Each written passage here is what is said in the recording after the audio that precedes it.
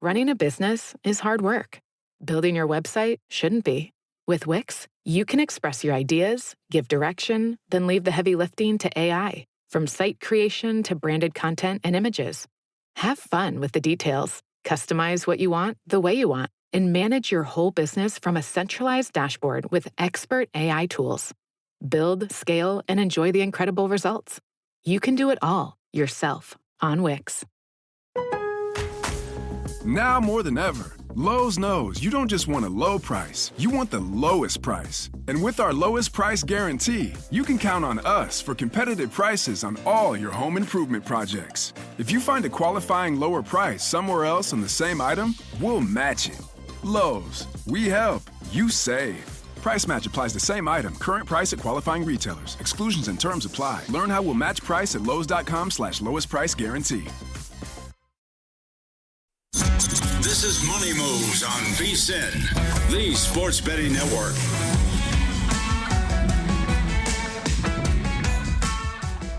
What up, folks? Welcome into Money Moves. Stormy Bonatoni still out and about. Don't worry, we've got a great show on tap, and you don't have to hear me blow me for an hour on my own today. Great guest host will be with us later in the week as well. Keith Irizarry is co-pilot of the ship for the next 2 hours. And I will say, Keith, this is the first show that we have done together, and I'm going to blame you for something right out of the gate. You, right when we were coming on, were asking me if I was, and this is the professional thing to do, if I could pronounce your last name correctly, which I've watched your work before. I do know how to do it. However, it is now in the back of my head, and I'm willing to bet I will mispronounce it now at some point because I have thought about it.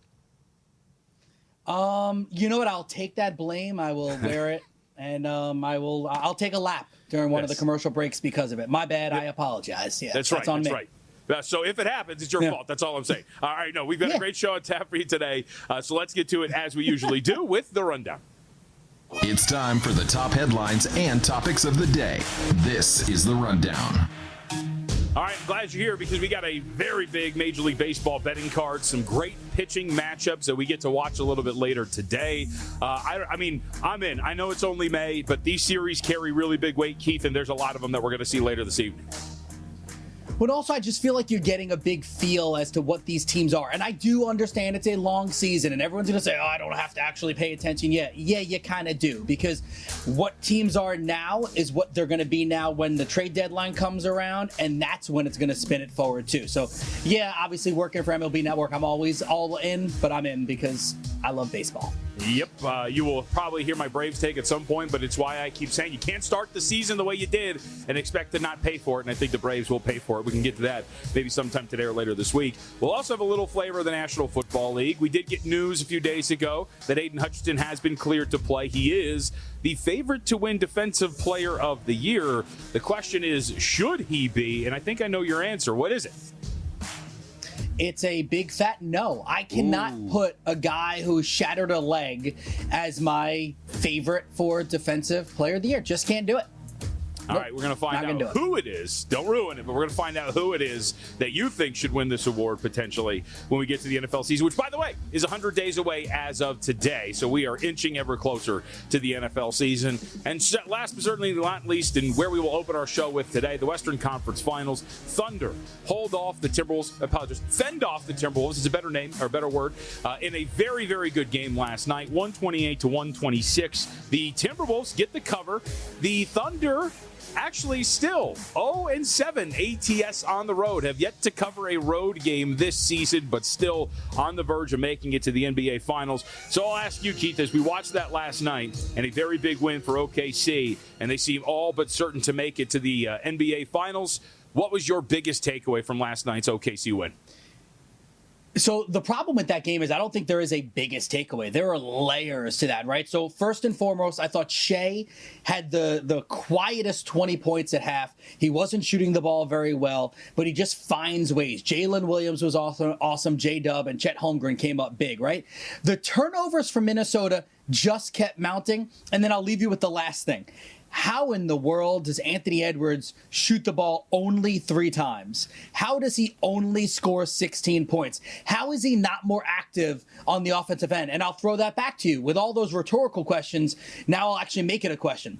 Is this Anthony Edwards maybe being a little, tired as the season has gone on? Or is just a fact that the Thunder have the best defense in basketball and they make it tough on him?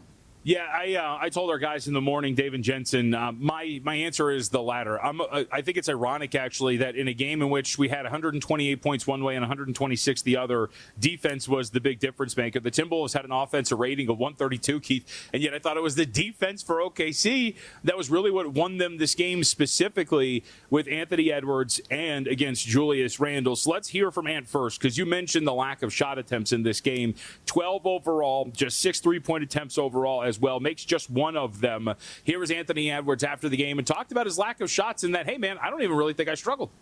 I don't look at it like I struggled or he struggled. They had a good game plan, making us get off the ball. Especially for me, man, it was super in the gaps. I made the right play all night, so I don't really look at it like I struggled. I didn't get enough shots to say I struggled, so that might be how you guys look at it. But, yeah, I didn't struggle at all. I made the right play. I think what he's saying there, Keith, is, look, the game plan, as he mentioned, was just shut the water off. Every time he drove to the basket, there were 3 defenders in his way. It was almost like the Giannis Antetokounmpo treatment, right? Build the wall against Giannis Antetokounmpo, cut off the rim. It was a very similar game plan. So he was either forced to kick it out or take shots from beyond the arc. Of his 12 shot attempts, you saw 7 of them come from 20-plus feet out. This has been something that I think has been a theme throughout this series. Remember, go back to game 1, where he had just 1 shot attempt in the restricted area, and the rest were all jump shots. They have cut the paint off to Anthony Edwards, and I think the Thunder deserve a ton of credit for forcing him out of one of the most dominant areas that he has, which is attacking the rim. And they can just throw multiple bodies at him, right? Like you throw Lou Dort at him, who's built like he should be playing in the NFL, and Cason Wallace looks really good. And you go on, whether it's Jalen Williams or whomever, they just throw bodies at Anthony Edwards. All right, I don't know, though. So here's the deal. So I know he says, Anthony Edwards, I don't want to be face of the NBA, but he's he's a burgeoning superstar, a guy that can be a face of the NBA. He gives some weird answers. So how about if we go back to series number 1 this year against the Lakers? They threw a zone at us. I had never seen that before. That was a weird answer. I know Minnesota ended up winning in 5 anyway. Last series, he had a similar quote against the Warriors. And then last night, I don't think I'm struggling. They had a good game plan. I just didn't shots up. If we as a media, as a fan base, JVT, you want to crush guys like LeBron all the time, right? Like if LeBron had a game where he shot 12 or 13 times, every media member that wants to bash LeBron, was waiting for their chance, will say that's why he's not Jordan, and that's why he's not this, and that's why he's not that. If Anthony Edwards is going to be one of the best players in the NBA, you have to be held accountable. You can't shoot the ball 12 or 13 times. It's just not. I would rather him take some bad shots than tell me, the game plan was there and I just couldn't get my shot up. I mean, I guess I can understand the criticism aspect of it, but in a game in which your team scored 126 points and you lost only by 2 and the role players are playing extremely well outside of you and Julius Randle, why would you take shots away from those guys when they're performing very well just for you to chuck up some clunkers at the iron? It's a fair question, and it's not a bad response, except for the fact that it's just, if you are the leader of the team, and it wasn't, how many assists did Anthony Edwards had? I think he had 4, 5? He had 6, I believe. It wasn't like double check. 6. Yeah. All right. So it wasn't, Yep. If you would tell me that he had 12 assists and all of them were to Nickeil Alexander and, Dante DiVincenzo, I mean, yes, the role players were getting their shots and it was working a bit, but I think this was a very winnable game, and I think that Anthony Edwards really needed to take the bull by the horn and really win this game. With that being said, JVT, I am a LeBron guy. I typically back LeBron. I typically am a LeBron apologist, right? So if I'm going to put my LeBron hat on, I would say that Anthony Edwards, I guess, made the right plays. Something just smelled wrong to me, and Anthony Edwards needed to do something at the end of the game. Yeah, look, Edwards, I think, is deserving of criticism for being somewhat passive at times throughout the series. We have seen it. And the Thunder deserve a little bit of credit. Let's hear from Dagnall. He was asked about this after the game. Essentially, what did you do to him? And what did you do to Randall, who should not escape any criticism either? He only had 5 points. Here's what Dagnall had to say. Yeah, we did a good job on those guys. I thought Dort, like I said early in the game on Edwards, was really, really on it. He set a great tone and established a level of energy and activity with him that was important. You know, we really made him work for the ball. We really made him work for his shots. Same with Randall. I thought the physicality on him was outstanding. We had our chest on him early. We had the crowd around him. And then, you know, those guys did a pretty good job of moving it. You know, like as quiet of a night as it might have looked like they generated a lot of creation for that team, and those guys made shots, you know, so it wasn't like a shutdown, you know, like they took what we gave them. I like that answer, right? We put our chest on them early from Dagnall. That's exactly what they did. Dort was great. They were very physical with both guys. As you mentioned, 3 dudes converging on Ant once again. Julius Randle for a second time in 3rd games being held to under double digits, being absolutely absent. 1 of 7 from the floor, 0 of 3 from three-point range. They both turned it over a combined 10 times. On the possessions in which Anthony Edwards was used, he turned it over on 30% of his possessions. For Julius Randle, it was over a third. Like going back to, again, like your original point of criticism of where we go here, I tend to, and my eyes told me, that was a lot about what OKC did. And I don't want to take away from how the Thunder have played there and have played throughout the entire postseason, Keith. They have been a dominant defensive team.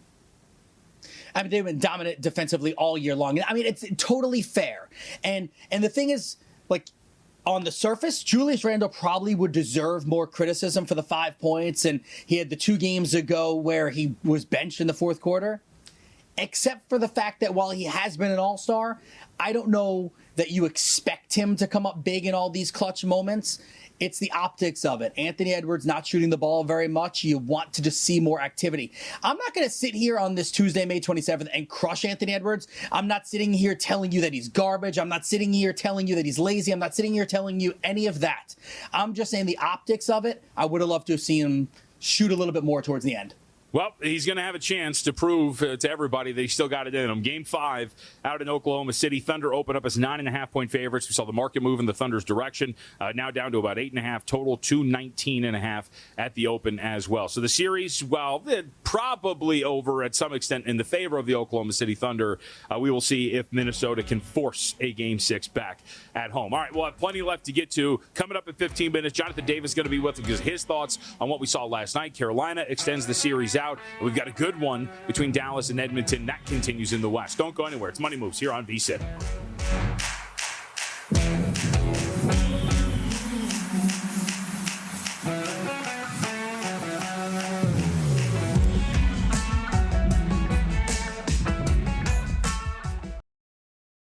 You set the gold standard for your business. Your website should do the same. Wix puts you at the helm, so you can enjoy the creative freedom of designing your site just the way you want. Want someone to bounce your ideas off? Talk with AI to create a beautiful site together. Whatever your business, manage it from one place and tie it all together with a personalized domain name. Gear up for success with a brand that says you best. You can do it yourself on Wix. If your job at a healthcare facility includes disinfecting against viruses, you know prevention is the best medicine. And maintaining healthy spaces starts with a healthy cleaning routine. Grainger's world-class supply chain helps ensure you have the quality products you need when you need them. From disinfectants and cleaning supplies to personal protective equipment, so you can help deliver a clean bill of health. Call 1-800-GRAINGER, click Grainger.com, or just stop by. Grainger, for the ones who get it done.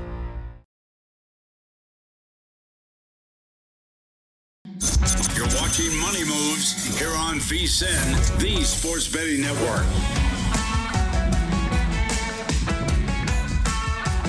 I've calmed down. I was very angry about 30 seconds ago, but that will not carry over. It's Jonathan Von Tobel, Keith Irizarry's alongside as well. Don't worry. We're going to have a good show today. I tend to get fired up on things I'm passionate about, and I want to carry that over. Also, I'm not allowed to say some of the words that I said. Can you PG your fire? I will. Yes, I can. I will just say, and I alluded to some of this with Dave Dave Ross and Jensen Lewis earlier today when I was on with them. I think some of the conversations around sports are very mind-numbing, and I think that the reason why those conversations have suffered, and we don't really talk about the sport anymore, whether it's basketball, football, baseball, all of them, is that we focus too much on now generating clips or generating things that will draw views as opposed to actually having nuanced and really good conversations about the sport itself. I would like to talk about the way that the Oklahoma City Thunder defend. I would like to talk about how Jacob deGrom pitched a game yesterday and didn't strike anybody out and yet still was very good, right? Like and all the intricacies that come with that, Keith, would be great. But instead, some of the leading folks out there like to talk about how Anthony Edwards isn't married. And I think that this is insane for that to be a topic when we're done. But that's it. And maybe, you know what? That's why I like sports gambling. Is we can talk about numbers, we can talk about data, we can talk about the breakdown of things, and that way I think is very important. But these kind of things just bother me, but I will not get distracted. Ortega's going to get mad at me if I get distracted. So with that, I've said my piece. We move on to the Eastern Conference Finals tonight. Let me ask you this, because this is our first show together.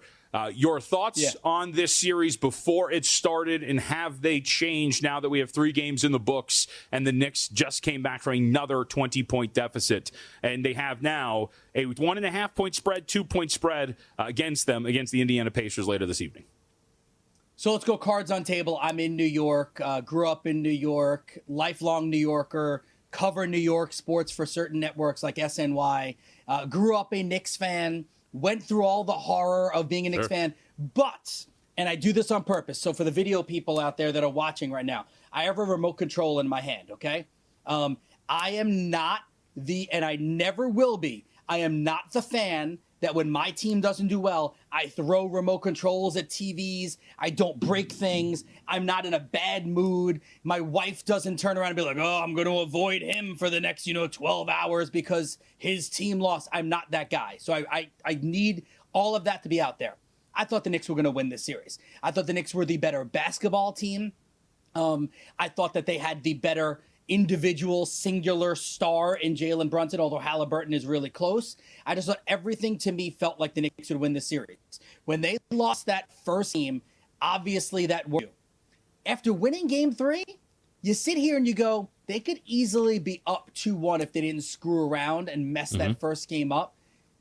I think this series has gone very similar to what I thought. I thought the Knicks would be up 2-1 at this point, not down 2-1. So I'm perfectly fine with where it is. Go win tonight and go back home. That's where I sit right now. So I'm going to say something, and again, going back to the theme of nuance, I want to see what your thoughts as a New Yorker and a Knicks fan. 34 points, 5.7 assists on 48% shooting. That is Jalen Brunson for the series. He has to be better. He has not been good in the series, and I don't think there's really any question about it. Much. Yep, he dribbles the ball too much. He dribbles the ball too much. He's been in foul trouble in 2 of the 3 games. By the way, they've been a little bit better in those minutes, but I think it's more about staggering him and Karl Anthony Towns and not having him on the floor together because they're abysmal on the floor defensively when they play together. But for a guy that has averaged 34 and 6, there is no question that Brunson has to be better because he has been abysmal on defense. He has been putting himself in foul trouble, and he has stagnated their offense at times. And I think that is like one of the 2 top things for me for New York. If they're going to win today, win this series, he's got to be better. And if Nesmith is really out tonight, I know he's a true game-time decision with the ankle. That's a big deal because Nesmith, he makes it really difficult on Brunson. He forces Brunson seemingly every game into at least one offensive foul, right? And that's adding up. That's why I like Jalen Brunson tonight. So I'm not sure if Nesmith plays tonight, and even if he does, I think he's going to be hobbled. I'll take Brunson, the over 36.5 points and assists combined there. You could go points over 29.5. It's a little better price, but I like to add the assists in there too. At minus 118 was the number I got it at. He's topped it in 2 of 3. He's topped it in 3 of the last 6 games. If you go back to the Celtics game, and this to me really stems to 2 things: Nesmith being hobbled / out, and Brunson's face at the end of game 3 when he was sitting on the bench with the 5 fouls. I don't know if I've ever seen someone stewing the way he was, knowing he would get back in the game. I think this is a guy that it just kills him to not be on the floor. I think he has a big night. I think, too, one of the interesting aspects of this series, and it was always going to be, when I wrote the series preview up on the website, it was all about pace, right? It's what we talk about here, not only because of the name of Indiana, but because these are two teams at the opposite side of the spectrum when you talk about the way that you want to play. Indiana's a quicker team. New York Knicks are a slower team. Keith, they have dictated the tempo here in this series. They have played at their pace through the first 3 games. Indiana has not been able to speed this thing up. If you look at the pace rating for the series so far, you're floating around 94 possessions, 95 possessions. That's very slow by Indiana standards. That's exactly where the Knicks want it. And that, I think, is going to be pretty interesting because from a total standpoint, this is as high as 222. We're as low as 220.5 now for the total. I think a lot of people and maybe expect a bounce back for Indiana. And if that's the case, that gets this thing over, that gets this tempo up. But I don't think so. I think that this series tightens up because, hey, look, a trip to the NBA Finals is on the line. You're naturally going to slow down. And I think that, again, New York's going to be able to dictate their tempo. I bet this under early, but I think the market's getting this right and pushing this under. I think your Knicks have controlled the way this game is being played. Yeah, and I think they have to, right? And tonight you go in, and again, actually, if you believe in whole streaks and trends, and we often do, the Pacers have lost game 3 in each of the 3 series that they've played this postseason, and then they've won game 4. So that's why they're the favorite. They're at home. They probably should win tonight. Nesmith being out or potentially out bothers me. Miles Turner has been very up and down. Don't know what to expect from him. Pascal Siakam, for as good as he was, also sometimes he's very uneven. Halliburton is really good, but then it's weird how often you just go like a quarter and you don't even realize he's on the floor. So they're an uneven team. I like the Knicks to win tonight. I think they're going to pull it out. I would take them. Probably just take them on the money line, get me my plus value at plus 114, plus 115, depending on where you're looking at. Another player prop sneak in really quick. Sure. OG Anunoby, I'll take him on the defensive side of things. We're going to go over 2 steals. That's when you get to the plus money. Over 1 steal didn't make any sense. So over 2 steals, basically anywhere from plus 125 to plus 130, depending on your book. 2 or more steals, 3 of his last 4 games. And he's at least 1 steal in 7 of his last 10 games. And again, it kind of goes back to like availability, right? He's always on the floor. He's playing 36 or more minutes basically every single game, 6 consecutive games. So you need him to almost walk into accidentally 1 steal and get 1 on his own, and then you get some plus money. I think the other angle from a player prop standpoint that I wanted to get your thoughts on, a former Knick, this is always going to be the theme here, Obi Toppin, I have the over on rebounds has hit in 2 of the 3 games they have played in this series, but his minutes declined in game 3. I thought he was going to be a big part of this. I thought Carlisle was going to ask him to play quite a bit because they needed his help on the glass. But I think I got lucky to get over 3.5 there in game 3. I don't know if he has a role in this series. He's not exactly a nothing on offense, but he's not exactly something on offense either. When you need as much as you can against this Knicks defense, I think you saw his minutes decline. I've been riding these top and over on the rebounds, but I think I might have to back out here. I don't know if he's got a spot in this series. Well, I think if you really want to get in the top in business, go under his points. I think this morning I looked, it was 8.5. So I would take the under on his points if you're like, hey, I've been rolling on betting on Toppin one way or the other. There you go. There's a way to get in. Speaking of points, I'll take the over on TJ McConnell, the over 8.5 points. Basically even money there, 10 or more points in all 3 games that he's played. This is a correlation again to Nesmith. Not that they play the same spot, but if Nesmith is out tonight, there's more minutes to be had just across the board. And potentially, if you go from 14 minutes, which is what McConnell is averaging, to like 16 minutes, I don't see any reason why he can't get 9 or 10 points. Yep. All right. We do have coming up here in a couple of minutes, Jonathan Davis is going to be with us. I know you got some player props on this thing. We'll get to those a little bit later, but just surface thoughts. Dallas, Edmonton, looks like the Oilers are getting bet against here in the market, down to minus 155. Total 6 shaded to the over, minus 115. Can Dallas bounce back here even this series? Sadly, no. I picked the Dallas Stars to win the Cup before the season, and then going into the playoffs, we do the brackets for NHL Network. I picked the Stars to beat the Panthers in the Cup. I think the Oilers just look like a wagon right now. They're clicking in all cylinders. McDavid just can't be stopped. Even when he's not scoring goals, he's getting points, and they are deep as deep can be. They're getting by with Skinner in between the pipes, and Ottinger's look good, not great. You need them to be great. Speaking of great, It's our deal up at the website of VSIN.com. Make sure you check it out. Go to VSIN.com/subscribe and sign up for everything that we've got here. How about this? The discounted annual subscription. Promo code is PRO. You get everything for less than $200. That's 2 extra months, by the way. The email daily best bets, the betting splits from both Circa and DraftKings. You get access to the VSIN Watch app. I use it every day when I listen and when I'm on the way in. It's what I use to get in and more. Plus, our NFL betting guide assignment's been handed out. Very excited to get working on that. Go to VSIN.com/subscribe. Promo code is PRO. And speaking of pros, Jonathan Davis joins us next here on VSIN.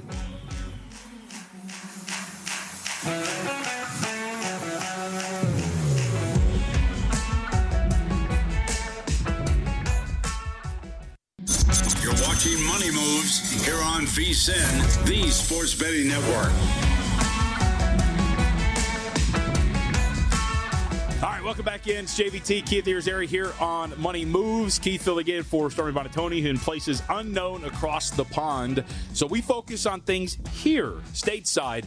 Last night, we finally got a little bit of life at the Carolina Hurricanes. So let's head out to the Progressive guest line and welcome in Jonathan Davis, writer up at the website of VSIN.com. Does a great job covering the National Hockey League for us.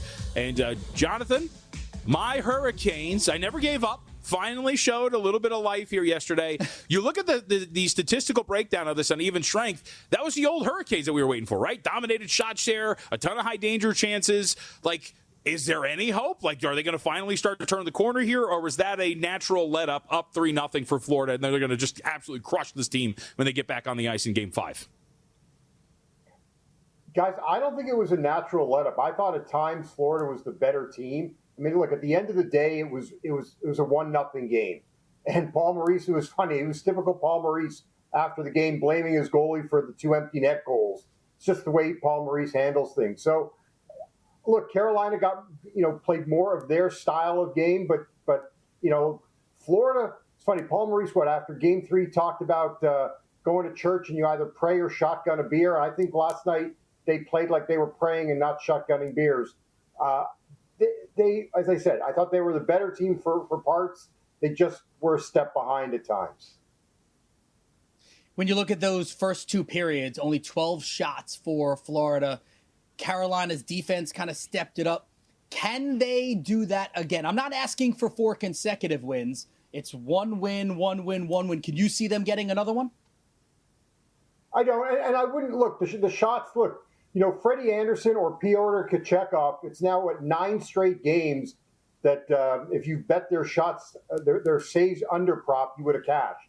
And look, Florida scored 4 goals on 16 shots, I think, in game number 1.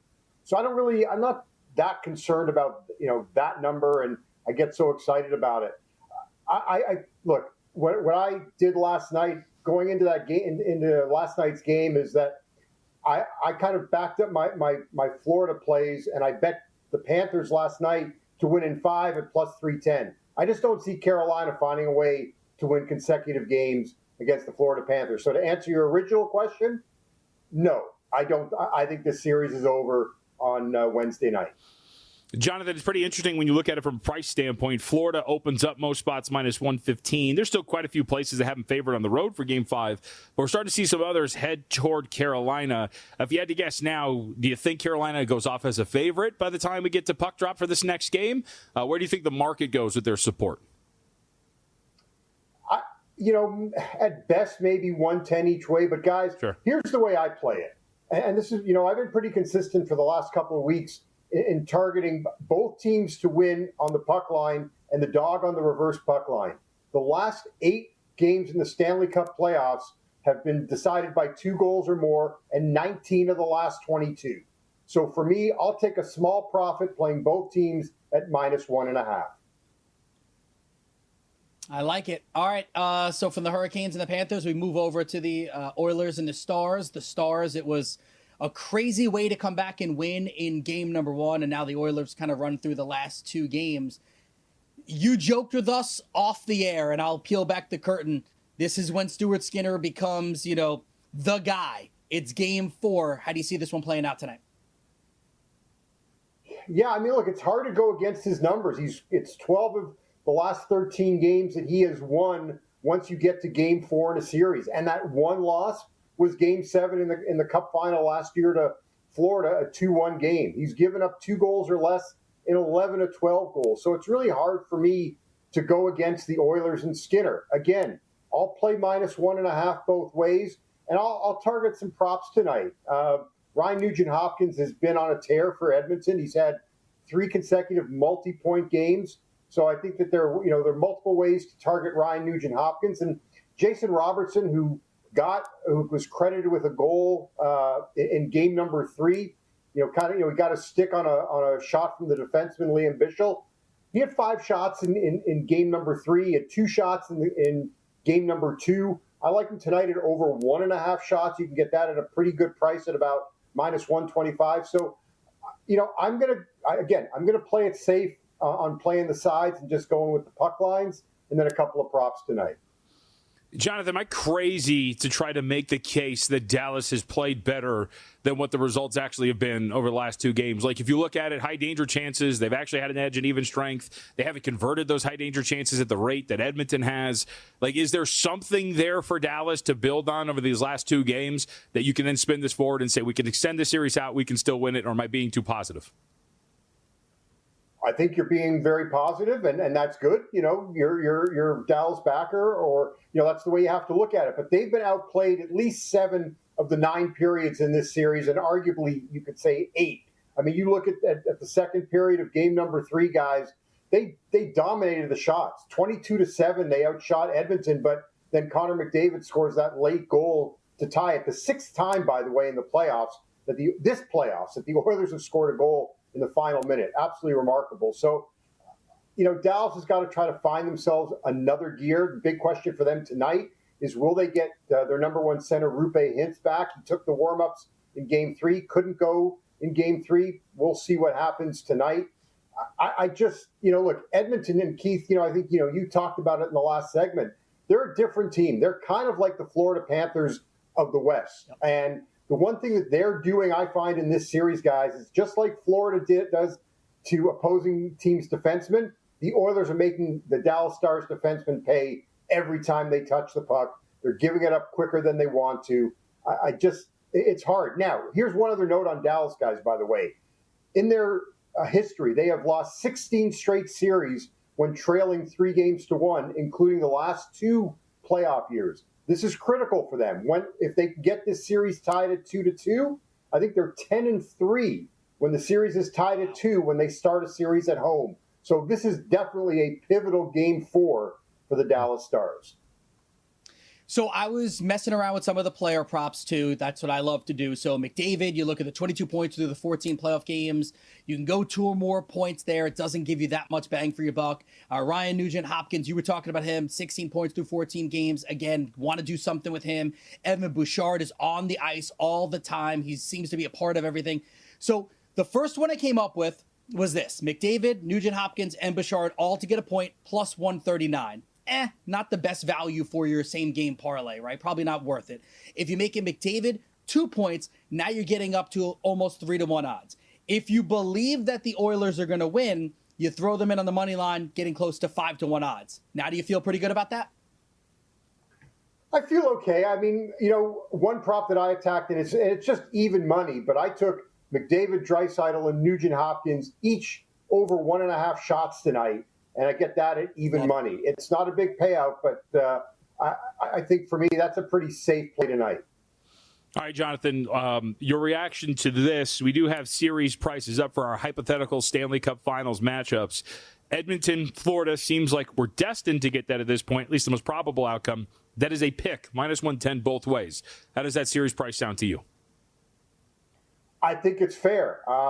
It's both these teams look like mirror images of one another. The question for Florida, I think Sam Reinhart, who missed the last 2 games, I think a good chance that he'll come back in for game number 5. But I'll take Edmonton, and I'll take Edmonton. Maybe look at them at -1.5 games to try to get a little more value, and just and hope that we don't get a 7-game series like we did last year.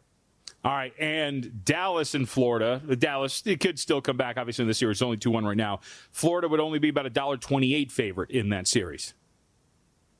Yeah, I'll take Florida straight up, and I'll take Florida definitely at -1.5 as well. they are definitely the best team right now in the NHL.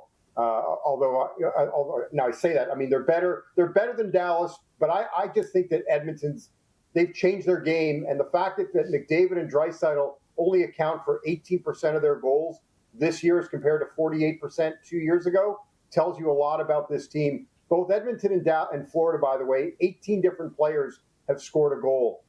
This is a different Edmonton Oilers team than we've seen in years past. JD, we appreciate it. Thank you very much. VSIN.com, where all the articles are. Thank you, sir. Always a pleasure. Have a great rest of your day, guys. Yeah, you got it, Jonathan Davis. Again, VSIN.com. You can check out the articles at West Coast Hockey HKY up there. I'll make a reference. Yeah, this is our first show together, Keith. Maybe you'll get it, maybe you won't. I did a humble brag Canadian radio the other day, and I likened Florida to Thanos. Right? He is inevitable, and it seems like that is very much what Florida is. And then to carry the nerdy reference even further, maybe the Oilers are Tony Stark, and they're going to snatch the Stones at the last second and ultimately win this thing because they seem to be hot. I like everything you did there, and I like the fact that you're big in Canada. There we go. See, yeah. Well, I don't know if I'm big in Canada, or maybe I just always say, sure, I'll do that. All right, when we come back, we have plenty left to get to. Coming up next hour, very much looking forward to Adam Burke, who's going to join us. We got some football to get to and more. Don't go anywhere. It's Money Moves.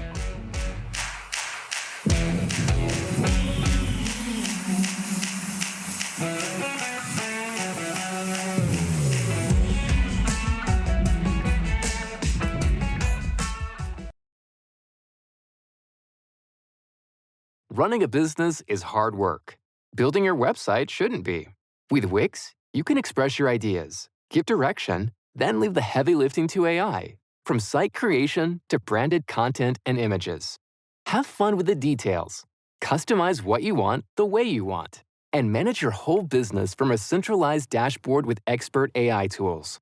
Build, scale, and enjoy the incredible results. You can do it all yourself on Wix. If you work in quality control at a candy factory, you know strict safety regulations come with the job. It's why you partner with Grainger. Grainger helps you find the high-quality and compliant products your business needs to inspect, detect, and help correct issues. And the sweetest part is, everyone gets a product that's as safe to eat as it is delicious.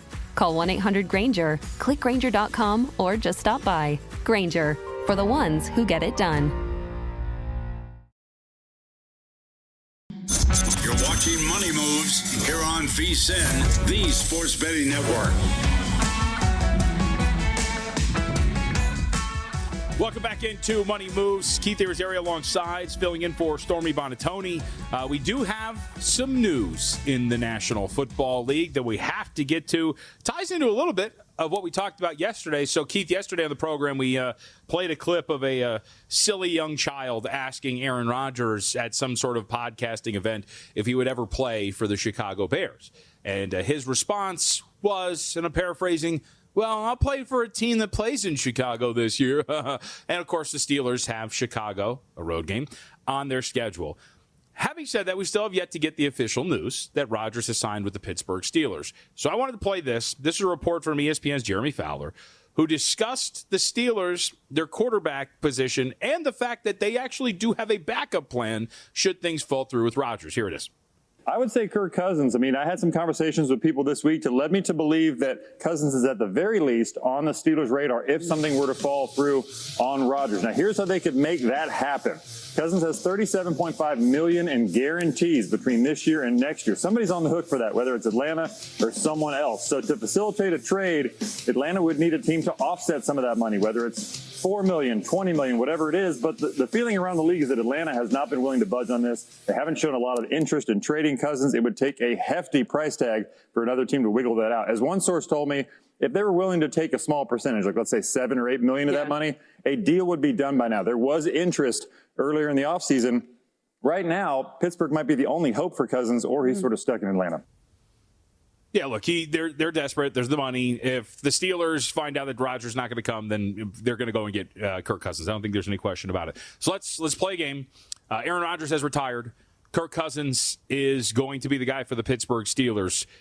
coming off of the worst year of his career since his last season in Washington in 2017, coming off of a year in which he committed his second highest turnover-worthy play rate since his rookie season, and that was only on 63 dropbacks, so it's officially his worst year in terms of putting the ball in danger.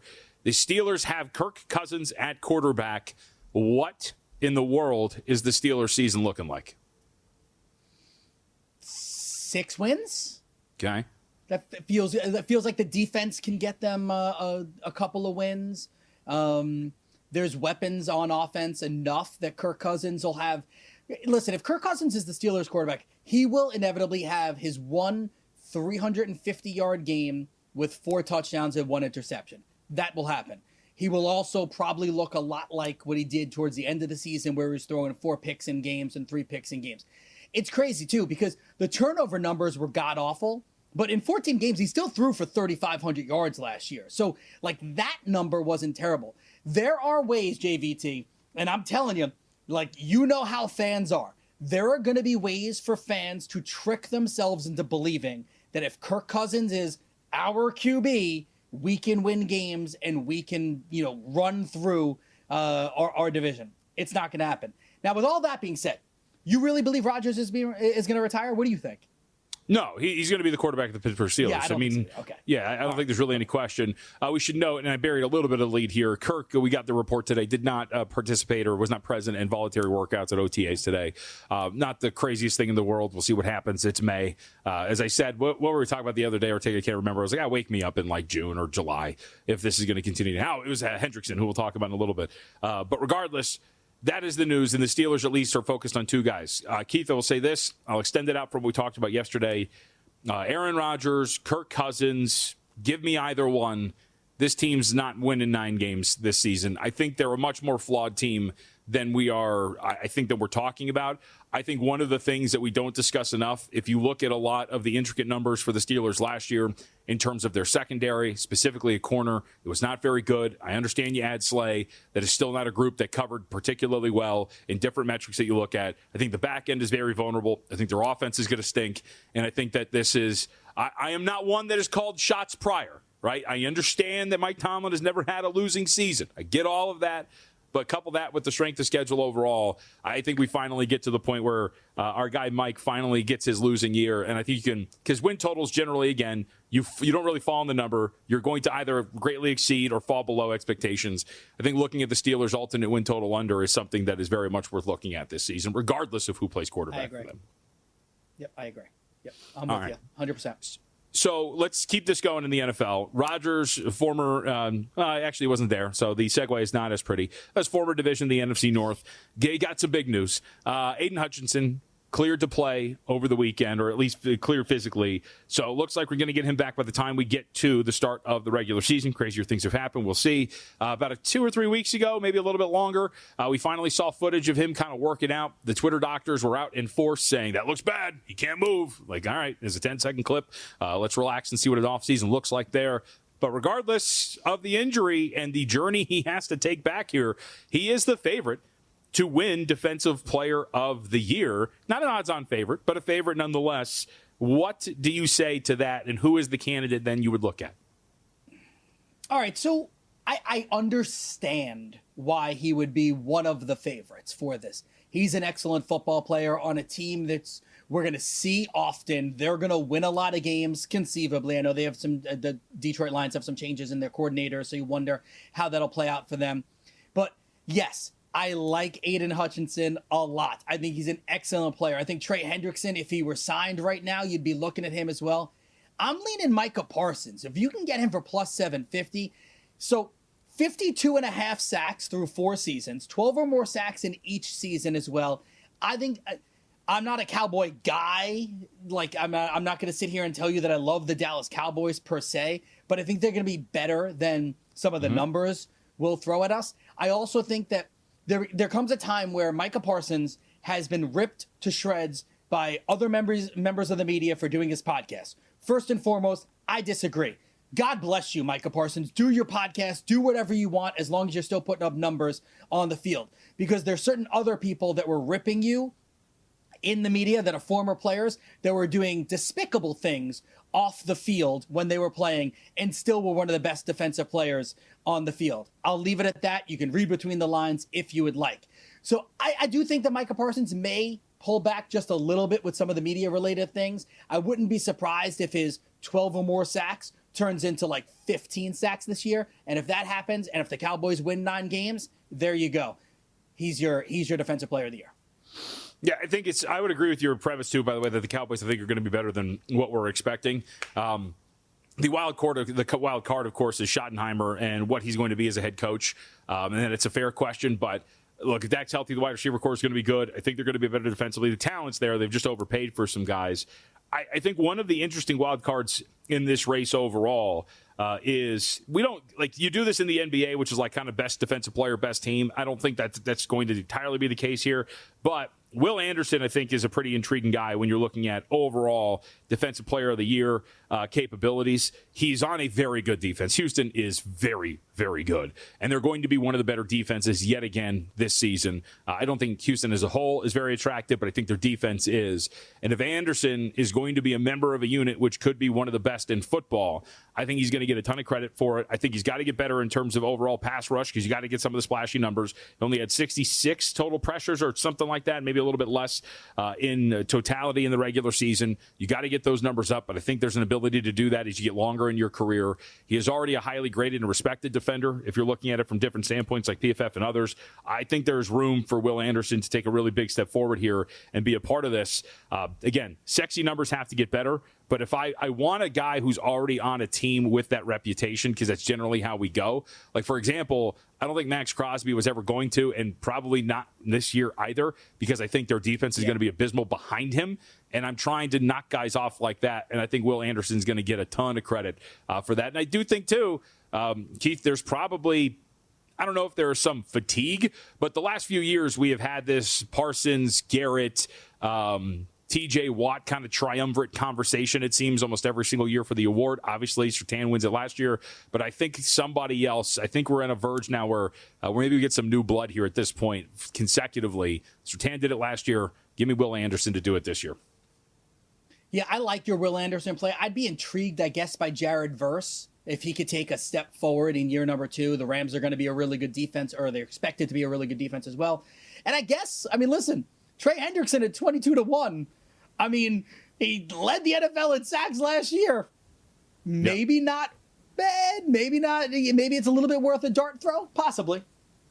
All right, folks, a reminder for you as well as, look, it's not football season, but it is. And if you'd like to play the Circa Survivor or Circa Million contest for free this season, Winners Circle Proxy is giving away one free $1,000 entry to each contest plus full proxy service. And get this, you'll be paired with a VSIN host for strategy all season long. Enter now for your chance to win. Just visit winnerscircleproxy.com/VSIN. That is winnerscircleproxy.com/VSIN and get your shot at one of those free Circa Million or Circa Survivor entries. Yeah, 100 days away from the NFL season as of today. That's going to go by a lot quicker than you even think that it's going to go by. When we come back, second hour and a little bit of Major League Baseball. It is an absolutely jam-packed card. We'll try to get through all of it.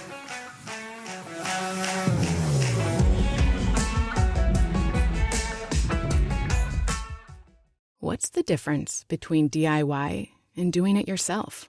It's the difference between a part-time passion and a full-time business. Wix gives you the power to turn your passion into a moneymaker.